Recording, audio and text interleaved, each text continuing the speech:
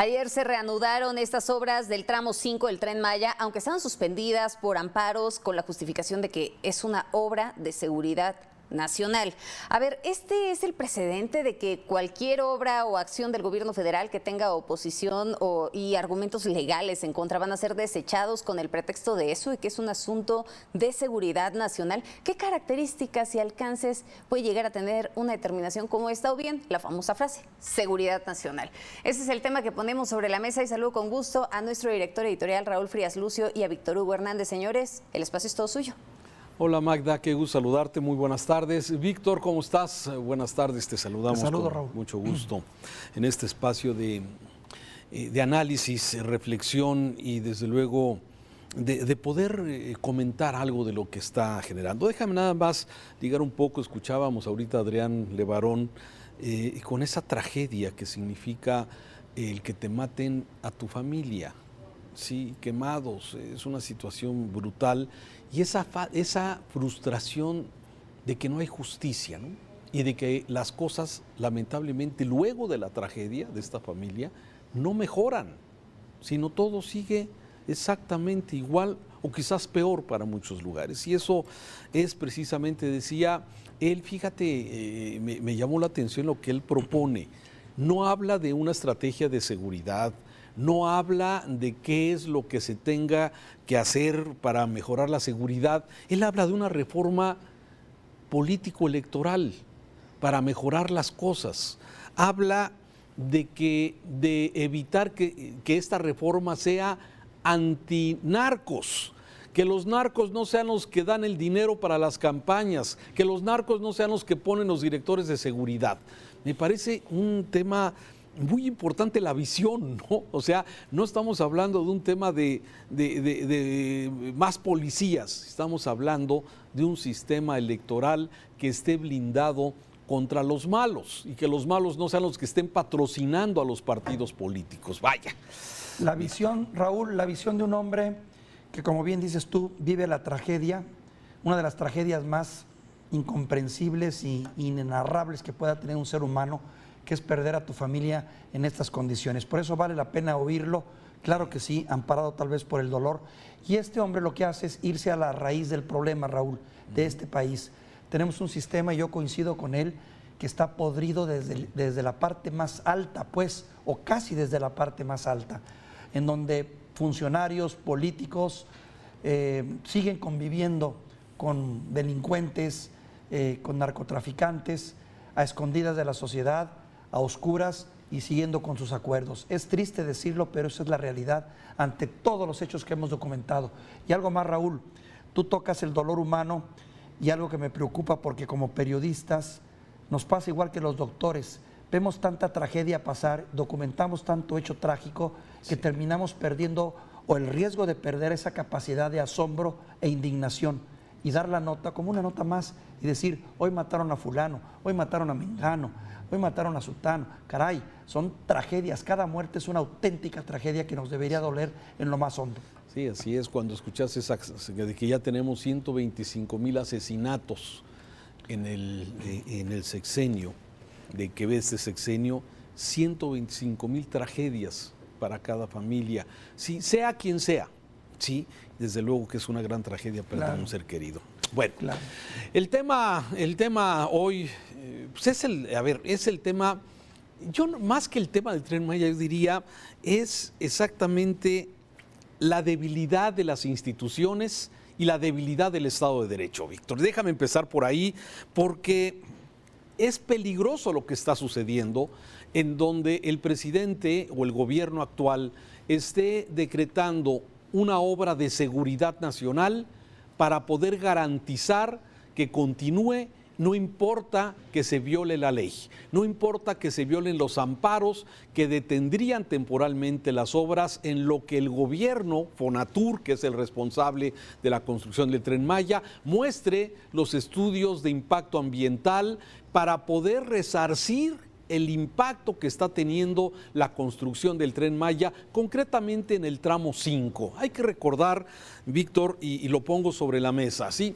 Este es uno de los proyectos del presidente López Obrador, el crear este Tren Maya que vaya de Tabasco hasta Chetumal, ¿sí? En un circuito muy interesante que lo podemos ver ahí en la península de Yucatán, que es precisamente y está compuesto de 8 tramos, porque el tramo 5, que es el que estamos viendo, el tramo 5 que es de Cancún, digamos, hacia la parte de Tulum, sí, está dividido en dos. Pasando. Exactamente, está dividido en dos. Pero toda esa red que ve usted en rojo, que ves en verde, en amarillo, sí, ese es exactamente el Tren Maya que recorre más de 1.500 kilómetros y que está dividido en 8 tramos de construcción. ¿Por qué se está centrando en el tema del tramo 5, el tramo 5 sur y el tramo 5 norte? Bueno, porque toda esa zona, todos lo sabemos los que hemos viajado al sureste de este país y donde hemos viajado concretamente a Cancún, toda esa zona está llena de vestigios, está llena de cenotes, está llena de selva, de manglares y es una zona rica en este tema. Y esta zona de Cancún a Tulum es una zona que además tiene una gran exposición por ser el diamante del turismo en nuestro país. Y además porque se han asentado en este lugar grandes personajes del mundo del medio ambiente, artístico, político, económico, y por eso se visibiliza este tema de la construcción. ¿Qué ha sucedido? Que ahora que el gobierno decreta continuar con las obras, a pesar de los amparos que de alguna forma otorgó un juez, el juez Adrián Fernando Novelo, sí siguen construyéndose las obras, y ayer Greenpeace, a través de una fotografía que publicó y que organizó precisamente con un gran salvavidas en medio de la deforestación, sí, que esa deforestación que se ha generado a partir de eso es precisamente lo que ha levantado la voz. Se está violando la ley y es un peligroso proceder de este tema, Víctor. Mira, Raúl, la historia del Tren Maya es la historia de la tragedia de este país, en donde, como tú bien dices, hoy una obra que se ha designado como de seguridad nacional y prioritaria, ya lo sabíamos, en donde el presidente pues ha planteado la necesidad de que se construya como parte del abandono, que es cierto, tiene esta región en muchos sentidos, salvo la perspectiva turística, que sigue siendo un negocio en el que unos cuantos ganan. Pero bueno, lo cierto es que encierra toda la problemática de este país. Primero, una obra en la que no se ha sabido vender debidamente los beneficios, si realmente va a ser a beneficio, y en donde no nos queda más que suponer que traerá progreso y desarrollo para una región olvidada. Pero también con el error de que no se ha sabido soportar como técnicamente debía de ser, de acuerdo a los estudios y los trabajos que deberían de imperar de acuerdo a nuestras leyes y orden. Pero esto nos lleva a otro problema también, el hecho de que también a veces nos enfrentamos a leyes, órdenes y burocracia que te ponen en duda si realmente es viable un proyecto de esta naturaleza o no. Yo entiendo la prisa que tiene el presidente. Él tiene una fecha muy clara, diciembre del 2023, y él quiere demostrar que esta obra puede ser terminada. Lo que queda y sigue estando en duda es, primero, llevará beneficios, detonará el desarrollo de la región, hará crecer y llevar beneficios a los más pobres, no a los que siempre se han beneficiado, sino a los más pobres, que es el caso de la apuesta de esta idea. Y segundo, realmente valdrá la pena, a la luz de todos los problemas que tenemos en otras partes del país y donde faltan pues otras necesidades.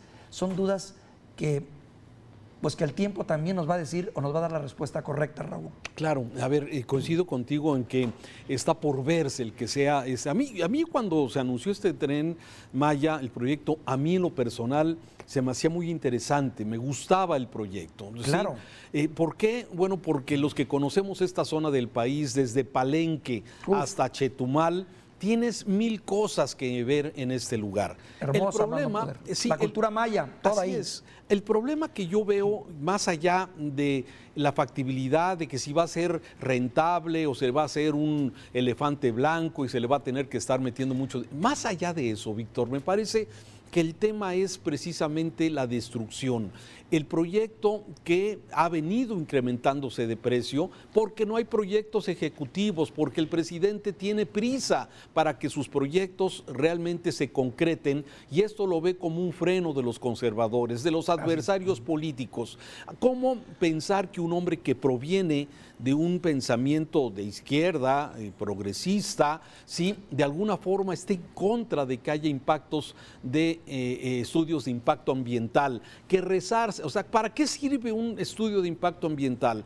Para ver el daño que va a provocar la obra y tomar acciones para resarcir los daños. Para eso sirve. O sea, el estudio de impacto ambiental no es para frenar cosas, es simplemente para valorar lo que se va a destruir, para poder tomar acciones y mejorar las condiciones de eso. Para eso sirve el estudio de impacto ambiental. Pero ¿qué ha venido sucediendo? Hay una cerrazón total, en donde el presidente primero dijo que se iba a recibir a quienes se oponían, luego dijo que no, luego que mejor le manden. O sea, de alguna forma no hay mayor interés. Y bueno, todo quedó demostrado con el anterior responsable de Fonatur, que finalmente lo mandaron a la Secretaría de Comunicaciones y Transportes como subsecretario, y el presidente le habló a un tabasqueño, amigo suyo, de confianza, que es Javier May, para que concrete este tema del Tren Maya. El costo va a ser alto, sin duda, más allá de si va a ser rentable, más allá de que si va a recorrer los lugares bonitos. Me parece que el tema es lo que daña no se va a resarcir, y quizás si hubiera un proyecto ejecutivo pudieran haber detectado desde el principio que la ruta que habían planteado originalmente en ese tramo de Cancún a Tulum era por la carretera, que ya era un paso ya liberado. Pero de repente cambian, sin avisar, simplemente dicen, no va por la carretera ya con las obras empezadas. Y luego se van por otra ruta, que es esta que estamos viendo, que va destruyendo la más sensible, de la selva. De la selva. Y además el costo, ¿no? Se había hablado inicialmente, creo, de 120,000 millones, ¿no? Y ahora se habla de que la obra podría llegar hasta los 500,000.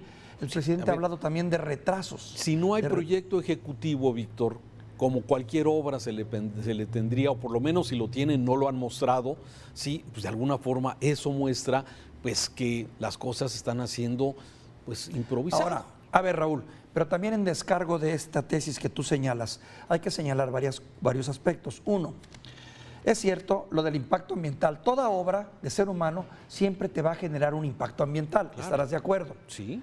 Aquí se trata de encontrar que sea costo-beneficio, o sea, que realmente sea un mínimo de ataque a lo que apreciamos tanto, que por cierto hemos perdido más de las 3/4 partes de selva que hemos tenido en este país, desgraciadamente.